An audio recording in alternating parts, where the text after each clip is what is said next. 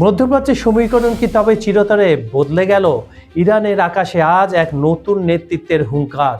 দীর্ঘ জল্পনার অবসান ঘটিয়ে সাইয়দ মুজতবা খামেনি যখন ইরানের বাটন হাতে নিলেন, ঠিক তখনই ইসরায়েলের বুকে আছড়ে পড়ল একের পর এক ইরানি ক্ষেপণাস্ত্র, যার গায়ে লেখা ছিল এক অমোঘ বার্তা: আপনার সেবায় প্রস্তুত মোস্তফা। তেল আবিব থেকে ওয়াশিংটন, কেমন ছিল এই নতুন রাহবারের প্রথম পদক্ষেপের প্রতিক্রিয়া? $100 ছাড়ানো তেলের দাম আর বিশ্ব অর্থনীতির টালমাটাল অবস্থায় ইরান কি তবে একক শক্তিতে বিশ্বকে চ্যালেঞ্জ জানাচ্ছে?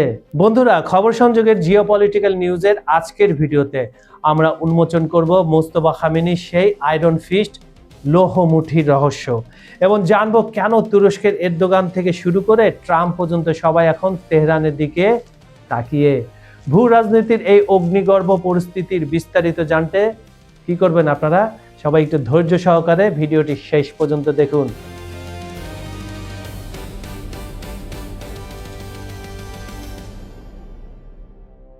ইরানের নতুন সর্বোচ্চ নেতা হিসেবে দায়িত্ব গ্রহণের পর সাইয়দ মুজতবা খামেনি ইসরায়েলের আগ্রাসনের বিরুদ্ধে অত্যন্ত কঠোর ও আপোষহীন অবস্থান নিয়েছেন। তার নির্দেশনায় আজ 9 মার্চ প্রথমবারের মতো ইসরায়েলে ক্ষেপণাস্ত্র নিক্ষেপ ইরানের সামরিক সক্ষমতা ও নতুন নেতৃত্বের দৃঢ়তার বহিঃপ্রকাশ। ক্ষেপণাস্ত্রের গায়ে লেখা ছিল আপনার সেবায় প্রস্তুত সাইয়দ মুজতবা।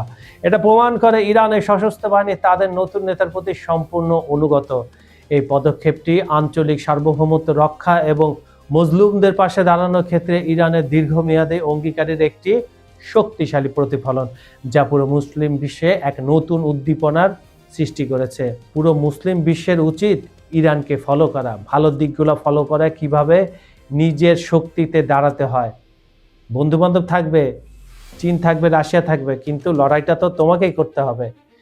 এইটাই দেখেই যাচ্ছে ইরান, আর মুসলিম দেশগুলোকে এটা শেখা উচিত।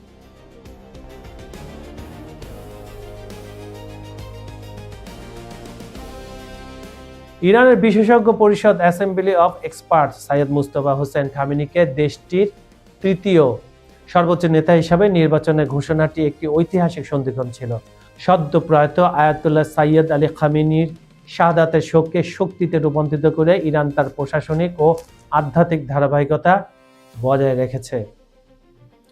নবনির্বাচিত রাহবার তার পিতার যোগ্য উত্তরসূরি হিসাবে যেমন অভিজ্ঞ, তেমন জাতীয় নিরাপত্তা ও ধর্মীয় মূল্যবোধ রক্ষায় আপোষহীন হবে বলে সবাই ধারণা করছে, এবং তিনি ইতিমধ্যে এটা প্রমাণ করে দিয়েছেন। তিনি তো কয়েক বছর ধরে তার পিতার সাথে ছিলেন, এগুলোর গুণ তার মধ্যে রয়েছে।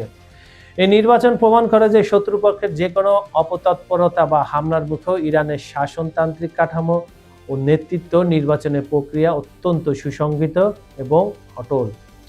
এই ঘোষণার পর ইরানের রাজপথে সাধারণ মানুষের স্বতঃস্ফূর্ত উচ্ছ্বাস এবং রাজপথের জমায়েত এটি প্রমাণ করে যে জনগণের সাথে নেতৃত্বের এক নিবিড় বন্ধন বিদ্যমান। গভীর রাতেও তেহরান সহ বিভিন্ন শহরের রাস্তায় নেমে আসা জনতা কেবল আনন্দ মিছিলই করেনি, বরং তারা সাম্রাজ্যবাদী শক্তি ইসরায়েলের আগ্রাসনের বিরুদ্ধে কঠোর হুঁশিয়ারি উচ্চারণ করেছে। প্রেসিডেন্ট মাসুদ পেজেশকিয়ান সহ প্রশাসনের শীর্ষ কর্মকর্তাদের পক্ষ থেকে জানানো এই অকুণ্ঠ সমর্থন দেশের অভ্যন্তরীণ স্থিতিশীলতাকে আরও মজবুত করে। জনগণের এই জোরালো সমর্থন নবনির্বাচিত রাহবারের হাতকে শক্তিশালী করবে এবং জাতীয় ঐক্যকে এক নতুন উচ্চতায় নিয়ে যাবে বলে সবাই ধারণা করছে।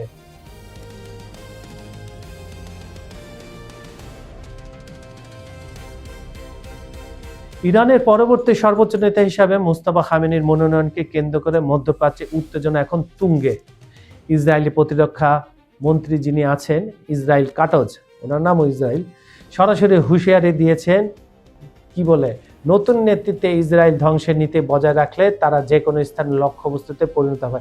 আগে তোমরা নিজের ঘর সামলাও, তোমাদের তো পুরা তেল আবিব, পুরা ইসরায়েল তো ফিলিস্তিনের মতো অবস্থা হয়ে গেছে। ভালো অবস্থা না, মাটির সাথে মিশাই দিচ্ছে। তোমরা তো ভয়ের কারণে এগুলো সোশ্যাল মিডিয়ায় দেখাও না, কারণ তোমাদের জনপ্রিয়তা, তোমাদের বোগাসগিরি, তোমাদের শ্রেষ্ঠত্বের দাবি সব ধুলায় মিশে যাবে। এই কারণে আসল অবস্থা ফিলিস্তিনের চেয়েও খারাপ অবস্থা এখন ইসরায়েলের। ইসরায়েলি বিশেষজ্ঞদের মতে রাজতন্ত্রের বিরোধী বিপ্লবের পর আবারও বংশানুক্রমিক উত্তরাধিকার ফিরিয়ে আনা ইরানের আভ্যন্তরীণ দুর্বলতার লক্ষণ। তেল আবিব এখন খতিয়ে দেখছে মুজতবার এই অভিষেক ইরানের সাধারণ মানুষের কাছে কতটা গ্রহণযোগ্য হয় এবং একে পুঁজি করে তেহরানের শাসন ব্যবস্থায় কোনো ফাটল ধরানো সম্ভব কিনা। কখনোই সম্ভব না। আর রাজতন্ত্রের কথা ইসরায়েল বলে, কারণ হচ্ছে এই যুদ্ধকালীন সময়ে মোস্তফাই হচ্ছে একমাত্র ব্যক্তি রাহাবার যিনি ইরানকে তার বাবার পথে সঠিক নিয়ে যাবেন।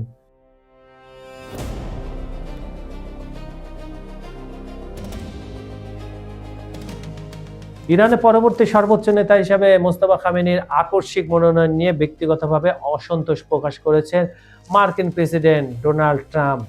ফক্স নিউজের ব্রায়ান কিলমিডের এক প্রতিবেদন অনুযায়ী ট্রাম্প ব্যক্তিগত আলাপচারিতায় জানিয়েছেন, তেহরানের রাজনৈতিক সিদ্ধান্তে তিনি একেবারে খুশি নন। তার খুশি অখুশিতে এখন আর কিচ্ছু যায় আসে না। ইরান যুদ্ধের আগে তিনি খুব খেয়াল খুশির মতো যা ইচ্ছা তাই করেছেন, ভেনেজুয়েলা থেকে শুরু করে ইউক্রেনের সঙ্গে, তারপর আবার অভিবাসন নীতিতে। কিন্তু ইরানে তার পা মাটিতে ঢুকে যাচ্ছে, চোরাবালিতে পা দিয়েছে। খোদ মার্কিন বিশেষজ্ঞরা, মার্কিন সাবেক সামরিক কর্মকর্তারা, মার্কিন জনগণ, মার্কিন সবচেয়ে প্রভাবশালী পত্রিকাগুলো এই কথা বলছে। যদিও ট্রাম্প এখনো কোনো আনুষ্ঠানিক বিবৃতি দেয়নি, তবে তার এই অবস্থান ওয়াশিংটন ও তেহরানের মধ্যকার বিদ্যমান উত্তেজনাকে আরো বাড়িয়ে তুলতে পারে বলে ধারণা করা হচ্ছে। খামেনির উত্তরসূরি হিসেবে একজন কট্টরপন্থীকে বেছে নেওয়া ইরানের প্রতি যুক্তরাষ্ট্রের ভবিষ্যৎ নীতিতে কঠোর প্রভাব ফেলতে পারে বলে ভাবা হচ্ছে।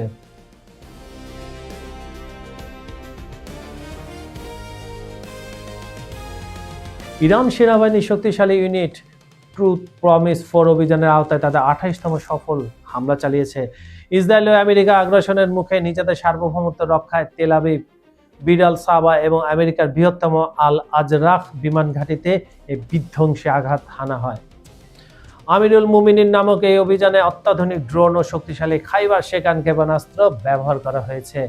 পাশ্চাত্যের অন্যায্য সামরিক অভিযানের মুখে ইরান তার সার্বভৌমত্ব রক্ষায় দৃঢ় অবস্থান নিয়েছে। দীর্ঘ 21 দিনের আলোচনা ব্যর্থ হওয়ার পর যুক্তরাষ্ট্র ও ইসরায়েল যৌথভাবে ইরানি ভূখণ্ডে অপারেশন এপিক ফিউরি ও অপারেশন রোয়িং লায়ন শুরু করলে তেহরান পাল্টা জবাব দিতে বাধ্য হয়। নিজেদের অস্তিত্ব রক্ষা এবং আঞ্চলিক আধিপত্য বজায় রাখতে সৌদি আরবে অবস্থিত মার্কিন ঘাঁটি আর স্থাপনাগুলোতে ড্রোন ও ক্ষেপণাস্ত্র হামলা চালিয়েছে ইরান। এই পাল্টা আঘাত মূলত ওয়াশিংটনের একতরফা আগ্রাসনের একটি সাহসী প্রতিবাদ, যা মধ্যপ্রাচ্যে মার্কিন একাধিপত্যের ভিত নাড়িয়ে দিয়েছে এবং ওয়াশিংটনকে তাদের কর্মীদের সরিয়ে নিতে বাধ্য করেছে। তুরস্কের প্রেসিডেন্ট রিসেপ তাইপ এরদোগান আর ব্রিটিশ প্রধানমন্ত্রী কিয়ার স্টারমারের সাথে ফোনে কথা বলেছেন।